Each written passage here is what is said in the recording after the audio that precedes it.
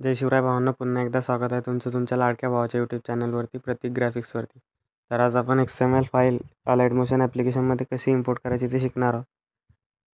अलाइट मोशनला अपडेट आल्यापासून XML file कशी इम्पोर्ट करायची हे फंक्शन चेंज झालं आहे. पहिले आपण फाईल मॅनेजरमध्ये जाऊन XML फाईल इम्पोर्ट करत होतो, पण आता तशा प्रकारे XML फाईल इम्पोर्ट करता येत नाही.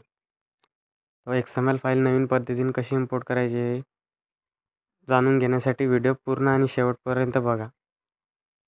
आणि चॅनलवर नवीन आणि पहिल्यांदाच आला असेल तर नक्की सबस्क्राईब करा. तर तुम्हाला अलाइट मोशन ॲप्लिकेशन ओपन करून घ्यायचं आहे. त्यानंतर इथे टेम्पलेटवरती क्लिक करायचं आहे. आणि मित्रांनो, फाईल इम्पोर्ट करण्यासाठी तुम्हाला मोबाईलचा डाटा ऑन ठेवावा लागेल, नाही तर फाईल इम्पोर्ट होणार नाही. ते अपलोडवरती क्लिक करायचं आहे. त्यानंतर तुमची फाईल मॅनेजरला सिलेक्ट करायचं. त्यानंतर जी पण XML फाईल इम्पोर्ट करायची आहे त्या XML फाईलवरती क्लिक करायचं आहे. इथे डायरेक्टली तुमची XML फाईल इम्पोर्ट व्हायला लागेल. बघा, काही अशा प्रकारे आपली XML फाईल इथे इम्पोर्ट झालेली आहे. आणि इथून तुम्ही हा प्रोजेक्ट एडिट करू शकता.